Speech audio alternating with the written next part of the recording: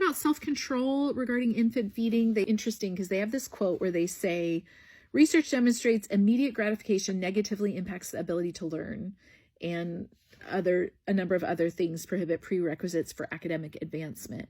And there was a citation there, and I was really curious. I was like, what study are they sourcing to say that infants need to learn to delay their gratification for their feeding? And they're sourcing this famous study you've probably heard about the kindergartners who had marshmallows put in front of them. The adult left the room and said, if you don't eat them now, you'll get more later. Otherwise, eat them now. And down the road, the studies showed that the children who could delay self-gratification were more successful in different markers. Anyway, it's wild that they're popping it in there as a citation for infant feeding. And they do this with all their citations. Their citations are a mess.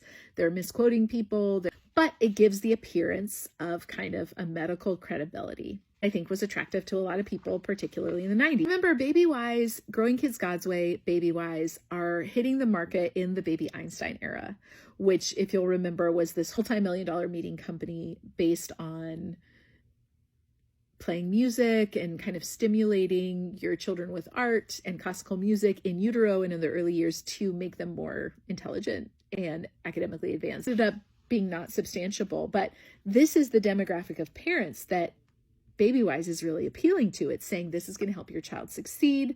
This is going to help them delay gratification so that they will have more success down the road.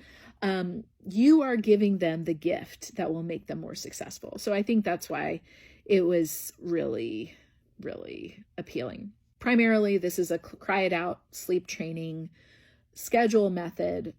The biggest problem is how early it starts. And it's combined with a view of like babies as maybe being manipulative, or this power struggle between parents and infants starting there. So a baby's needs are perceived as child-led instead of what should be, in the Ezzo's perspective, parent-led.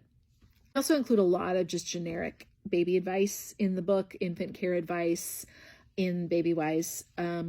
That's pretty general. I will be curious to see. I have not read their On Becoming series for older kids. So I will be curious to see. I'm going to skim those while also creating reels for Growing Kids God's Way, because I'm curious how they adapted some of their other advice for secular audiences, because that's very interesting about the Babywise books.